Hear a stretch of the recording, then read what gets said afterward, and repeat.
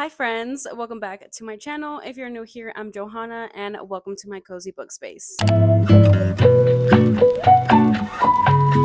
So for today's vlog, we're going to be reading my February TBR. This is going to be episode 2 of the Read It or Unhaul It series that I'm doing here on my booktube channel. I've chosen approximately 3 books that I want to read. One of them being Furious Rush by S.E. Steffens, A Dawn of Onyx by Kate Golden, and The Love of My Afterlife by Christy Greenwood. Those are 3 books out of the 5 picks that I chose for February that I'm really wanting to read in this video.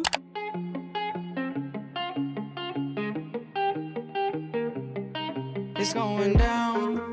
Feel the ship sinking, think I might drown.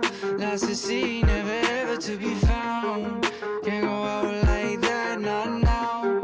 You took my heart. Let's jump right in to the first book that I ended up picking up for this video. This is Furious Rush by S.E. Steffens. I ended up picking this up at half price. I saw it. The cover intrigued me. I liked the description on the back. I didn't read all of it, but I got the gist of it and I was very much intrigued, so I ended up purchasing it. I am currently halfway through, almost. I'm like 44% of the way through. I just put a bookmark in here to see how far I am into this book, but I am currently reading it as an ebook. I will say this book feels like it's dragging for me. I am feeling a little bit burnt out. I find myself enjoying it, but also like not. I just don't care enough about the characters in this book or the plot and everything that's happening in the background. And this is definitely a slow burn. Like I said, we're 44% of the way in and the characters haven't really done much. There is tension and forbiddenness and angst, but alongside of that, there's a lot of repetitiveness, as well as sometimes being in the heroine's POV is dragging. Some of the things she says is definitely dated. I don't even know when this was published. This was published in August of 2016, so you can definitely tell. So yeah, they're having these secret meetings where they help each other, but also having these like more intimate moments where they get to know each other. We know a lot about Mackenzie, but we don't know much about Hayden, and I think that's also something that's throwing me off because I want to learn more about him, and he's just like kind of like also learning to trust Mackenzie and opening up slowly to her. And I feel like this book is definitely dragging for me, and I don't know whether that's a me thing or that's the book thing. I think I'm gonna try and read a little bit more today and also start a different book to see how far I get into that. After I read a little bit more of this, if I'm just not enjoying it, if it still doesn't grip me, I think I might DNF this. I need to be better about DNFing because I put so much time in reading this, and like I feel like 44% of the way in is kind of a lot of the book, so I feel like I need to finish it. But I am truly like, I'm enjoying it, but I feel like I just don't care enough. And honestly, like I'm thinking about it, I'm like, okay, if you do finish this, you're most likely just still gonna give it 3 stars, so like, do you really need to read it? So that's currently how I'm feeling about this. It's not very good news, but let me know if you've read this and what your thoughts are. I feel like if I would have listened to this on audio, it would have been so much better. So that might be my fault, or maybe I can try and switch, but like I don't want to have to buy the audiobook. I already am reading it on the ebook, so I might as well finish it that way. But I will keep you guys updated. As for the next book that I'm going to be picking up, it's The Love of My Afterlife by Christy Greenwood. I kind of want to switch it up, and I've heard very good things about this book specifically. It says a recently deceased woman meets the one in the afterlife waiting room, scoring a second chance at life and love if she can find him on earth before 10 days are up. I am planning on reading this physically, so I ended up dividing the pages of how much I need to read a day, just to, you know, like give myself a little bit of a timeline, as well as getting some colors that match the book cover. I did not have a lot of matching ones, especially because the colors are so like neon, and I wish I could have found a yellow that perfectly matches this yellow, but the yellows that I had were just too neon. Besides the point, I'm not sure how much I will be annotating, to say the least. So yeah, I'm excited to start this. Finally, I feel like I've been putting it off. I will come back on here and chat with you guys once I have read a little bit of this book and possibly finished Furious Rush.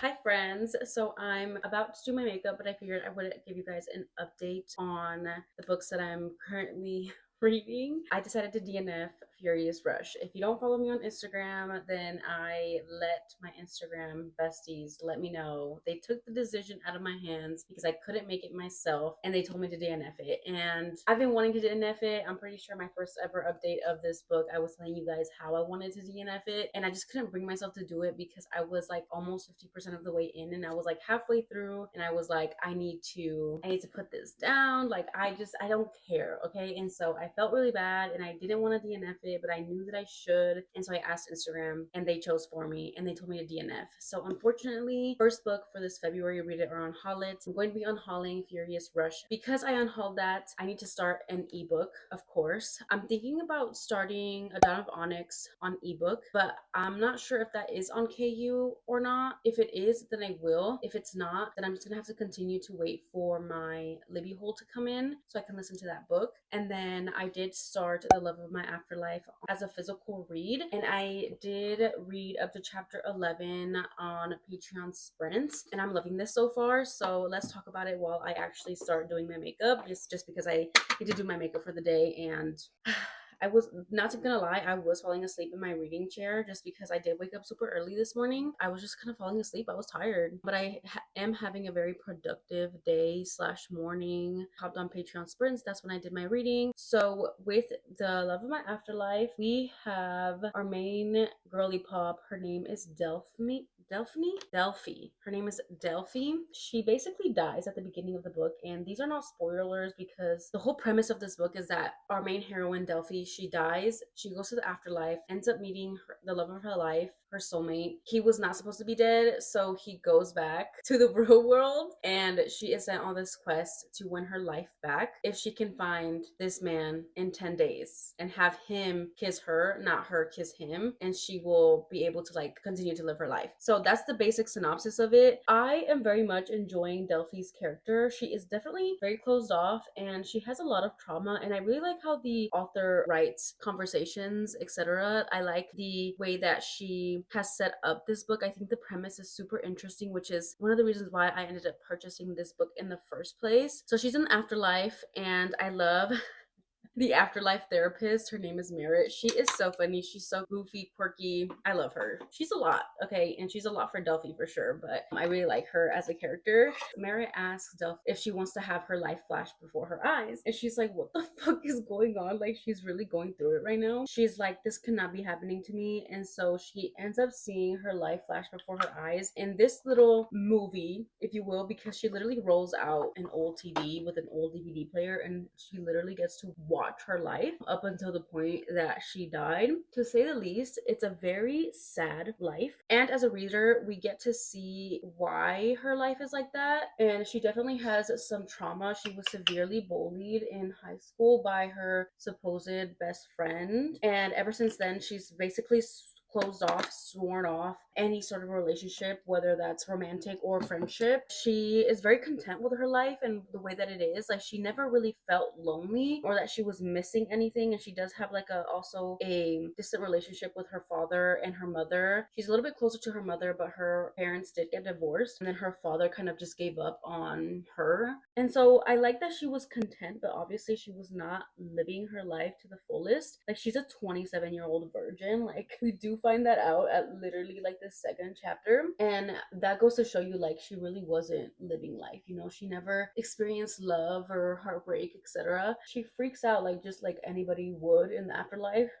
And she ends up running out of this like therapist office room and goes back into like the laundromat area, and she runs into this man named Jonah. Jonah apparently has died as well, equally as confused, and they have like this weird conversation, obviously because they are both in the afterlife, but I immediately felt like their connection. Duffy felt comfort with him, felt her like anxiety and all of those things like melting away in his presence, and he was just like this gorgeous man that she saw, and she had this like reaction to him, and she's never felt that way before. But then the afterlife therapist Merritt comes back in. She's like, oh, like we had some mix up admin. It happens where people who are not supposed to be dead end up dead and go into the afterlife laundromat, if you will. So she sends him back. Delphi is like, wait a minute, like, what did you just do? Like, you just sent this man away. Like, this is like my soulmate, etc. And then this is where Merritt tells her that she's never seen like chemistry like that. She's like, it must have been something special. We get like 5 soulmates in a lifetime, etc. And I'm like, that is so interesting. And so she's saying like, this man could have possibly been your soulmate. And she's like, I think this man was my soulmate. And so Mary offers her a deal. And the deal is, of course,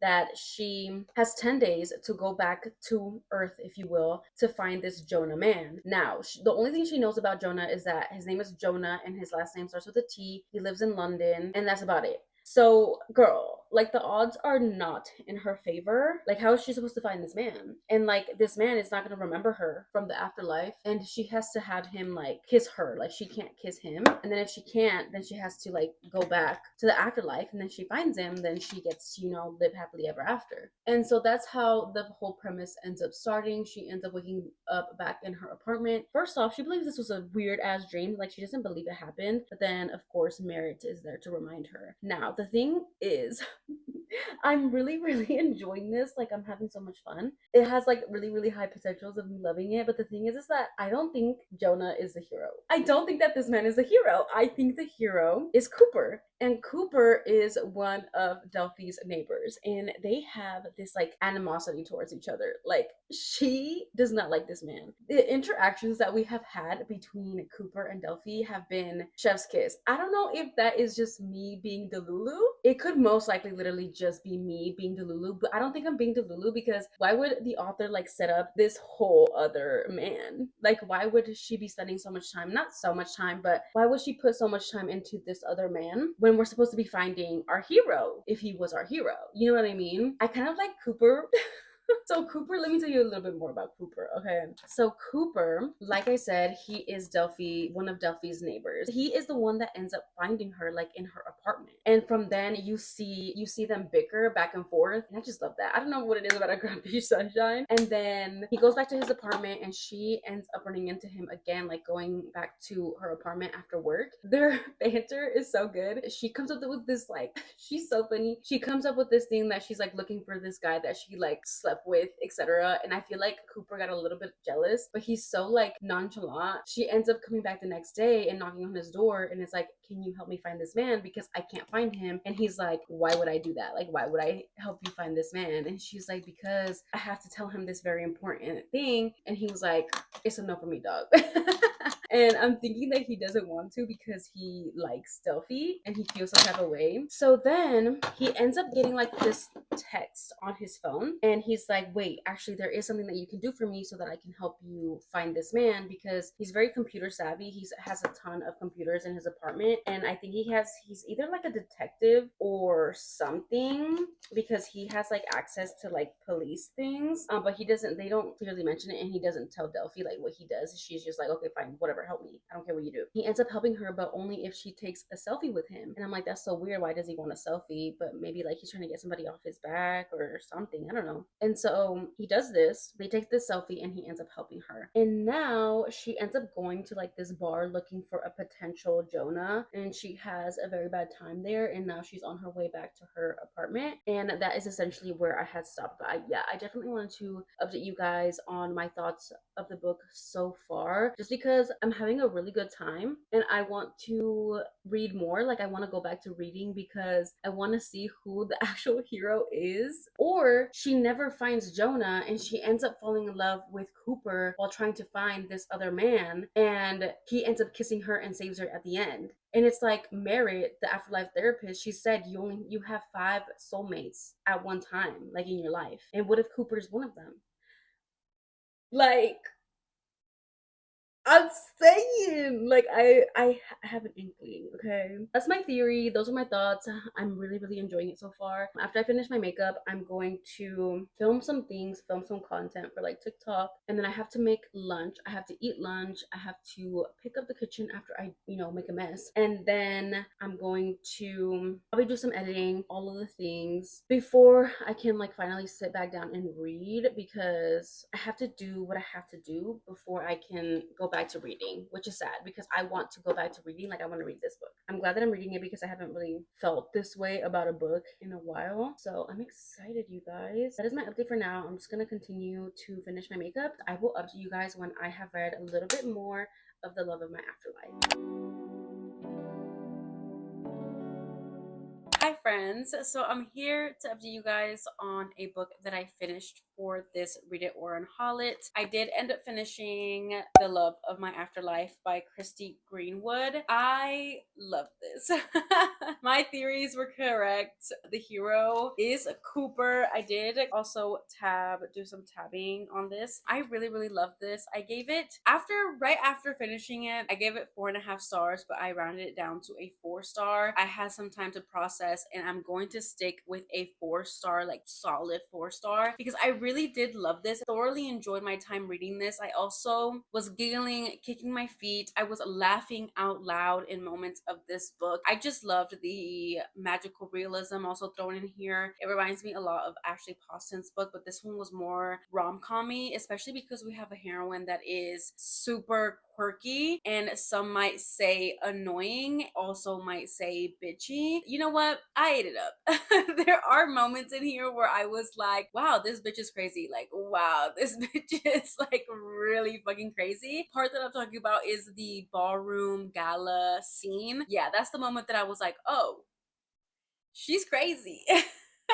But like, I was laughing out loud, and I do think that she does have a lot of trauma, and the trauma comes from bullying in high school, especially from someone that was supposed to be her best friend. And I think those two things caused a lot of trauma for her, and I see why she is the way that she is. So she is definitely very closed off. Like, she does not like talking to people. She doesn't want to have relationships, whether those are romantic or just plain friendships. Her heart is completely closed off. And again, you guys know the premise. Cooper has been going through his own things. He recently lost his sister, so he's definitely dealing with grief. His grief definitely backfires and pushes our heroine away and makes her first impression of him absolutely vanish. Like, she just automatically instantly thinks that he's an asshole and he is a womanizer. So they definitely get off on the wrong foot. And like I was telling you guys in my previous clip, I loved their banter because of that, because they do have this animosity between each other, and their comebacks to each other were just so funny and so fun, and I was just so thoroughly like entertained. And I loved getting to know Cooper a lot more, especially with like his family and like the loss of his sister, what he does for a living. And like, he is definitely referenced as if Timothy Chalamet had a grumpy asshole older brother. So there's also that. I just really loved him as a character too. Like, he had some interesting aspects about him, and I also loved every single side character, like Mr. Yoon, Alid from the library. Then we meet, I can't remember the girl's name, the one that she goes to the pottery class with, and then her co-workers Leanne and Jan, and like every single character, every single side character in here I absolutely loved. And I just loved seeing Delphi's journey and her opening up her heart to these people in these 10 days. And these are all people that have already been in her world, in her area, that she has known, but she has never opened herself up to them. And because she has only these 10 days, it kind of opens her eyes up and lets her live her life to the fullest potential. And that is basically the overall theme of this book. I think it was very well done. I loved that she was able to realize that life is not just sitting at home by yourself and being lonely and being okay with being alone. Life is about memories and people around you and the people who are going to remember you when you pass away. And it's love and it's relationships and friendships and all of these things. And I just absolutely love the messaging of this book. I loved both of our characters. I loved the plot of this whole thing. I think it was just so much fun. There was so much packed in these 10 days, so I would never felt bored. As for the romance, I absolutely loved it. I think Cooper and Duffy are perfect for each other. They both let each other see their not so pretty sides, and Cooper definitely ends up like falling for her and she falls for him, and it's a very gradual falling in love, which I really loved. And there is a spice in this book, but it's not explicit. It's nothing to write home about really, but there is a spice, and there are some scenes of course in here that I tabbed. Like, there's a one bed trope, and she's like, don't touch me, and he's like, I wouldn't touch you even if you begged me for it. And I was like, yeah.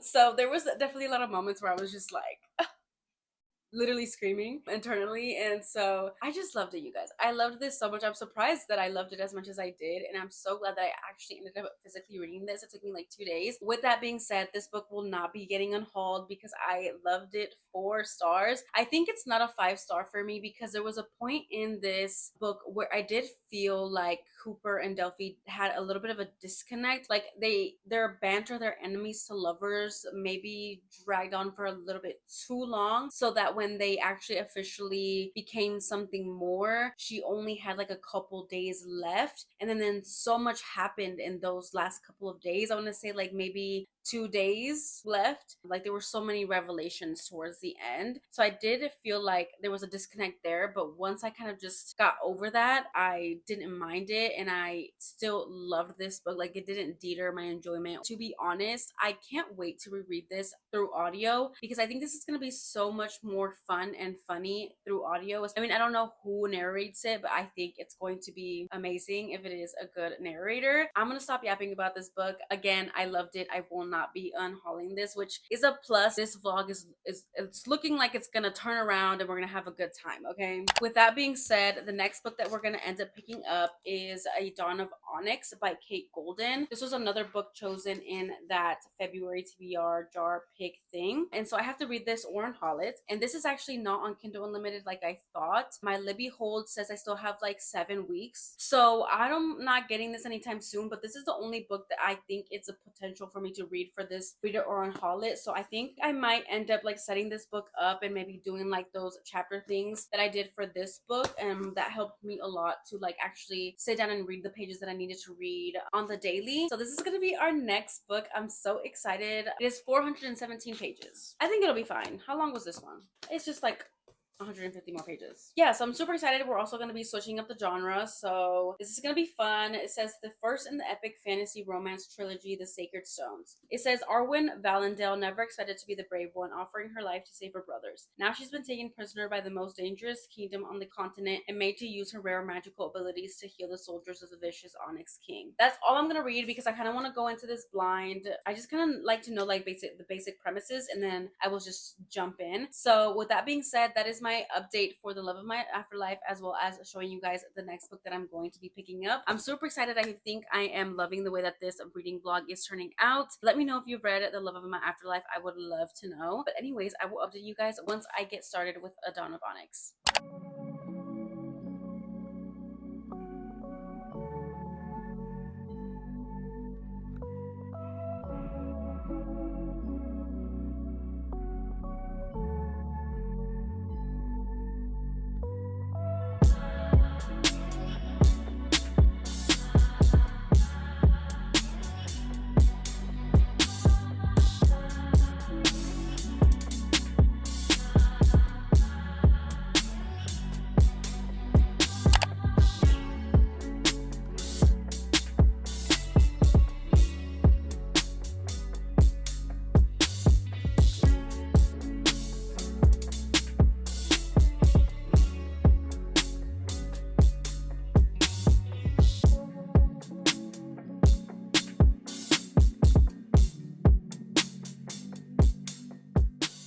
Hi friends, I'm here to do my final reading update for this February Read It or Unhaul It reading vlog, as well as do an outro. So let's talk about the final book that we read for this reading vlog. I read A Dawn of Onyx by Kate Golden. I ended up listening to half of this, well, more than half of this on audio, but then I lost my audiobook.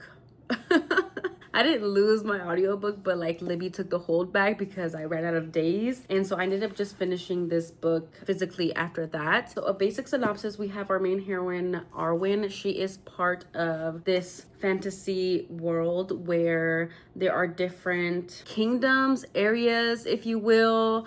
There's like the Onyx Kingdom. There is, girl, what other ones? The Scarlet, the Amber, the whatever. So like all of these stones, they're different places in this fantasy world. So she's living in one currently. I can't remember which one, but I think it's like the Amber one maybe. She's actually running away with her brother because her brother actually joined this war, but he ended up coming back early and injured, and he had stolen some money. And so that's that's why they were on their way to like run away to this other stone place, if you will. Wow, I'm doing such a horrible job. But she has to turn back around and go back to their little cottage house because she forgot her mother's medicine. Her mother is sick. So when she goes back, there are actually Onyx soldiers in her house, and one of them is injured, and she ends up getting caught up in all of this. So she basically trades her life for her brother's, and she has to go with these soldiers to the Onyx Kingdom because Arwen actually also has these magical healing abilities. So she ends up going on the back of this dragon. So there are dragons in here. I mean, there's only one dragon. There's like two dragons in here. But like she gets on the back of this dragon and they travel to the Onyx Kingdom, and this is where she meets this other prisoner who kind of helps her and comforts her. She does have like, what is that, claustrophobia? Is that what it is? Claustrophobia. I was saying it right. Why did it sound so weird? Listen, English is not my first language. Yeah, she meets this prisoner, fine-ass man, if you will. Kind of goes from there. She kind of is living in this Onyx Kingdom and actually like learning about all of these different places. Like she was so like sheltered her previous life before all of this happened. She is learning more about the Onyx Kingdom, its people. She's making friends. She's learning to defend herself. There are like sword fighting lessons in here. This is also a fae fantasy romance, and I love the romance in here. It was definitely a slow burn. Like we didn't get like a kiss until maybe like the 60-70%. I thought it was just so well done. I really like the audiobook as well. I will be continuing on in this trilogy. There are 2 more books, and with the way that this one ended, I definitely want to read the second one just because we don't get an HEA in here. And I just overall enjoyed this, its premise, its setting, all the mystical beings, the hero. I really liked him. I liked the relationship, the slow burn of it all, kind of enemies to lovers, building this trust between the 2 of them. The whole way that the relationship starts in the beginning, I totally guessed it. I was like, oh, this is this person, and like he is definitely, you know, has something up his sleeve, if you will. And yeah, I also really liked our heroine too. Like I found her not so naive, but also very like open-minded and willing to learn and see different perspectives. Like she wasn't so sheltered that she wasn't open to learning, if you will. So I really enjoyed that aspect about the character as well. I think at the end of the day, I'm going to be giving this 4 stars because I truly did love it. It could have possibly been like a 4.5, 5-star, but the thing about this one is that the way that everything kind of went down towards the end, so we were literally like in the midst of a spicy scene. Like they were about to fucking get it on, and next thing you know, they're getting bombed. So it stops, and then it like transitions so fast into like this war, this ending. And I'm like, why would you decide to do that?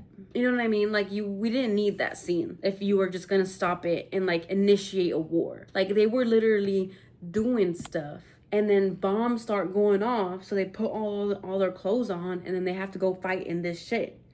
Like what? Like that threw me off 100%. Like that threw me the fuck off. I was like, you should have just not included it, or if you were gonna include it, then done it like before this big little fight battle war thing. So that definitely threw me off. I did not really enjoy that at all. As well as I don't know what this is necessarily categorized as. I don't know if it's YA or if it's adult. I'm gonna assume it's categorized as adult, but there are some things about this book that read YA to me. Like the characters do seem young, and to be honest, I don't even know how old they are. I think they're in their 20s, and so that's not my favorite either. So I think overall I'm going to give it a 4-star, and I'm going to be keeping this book because I do want to read the trilogy. Safe to say it was good enough to continue. I think I might try to get the audiobook for the second book sometime this month or the next, who knows. But yeah, the romance definitely ends kind of like on a cliffhanger because they are kind of torn apart. There's this like betrayal at the end. The heroine develops trust issues with the hero, so we kind of have to wait and see how that is navigated in book 2. And we do find out and learn things about the heroine too, and her like parentage, and like why she has these healing abilities, who she is in this prophecy, etc.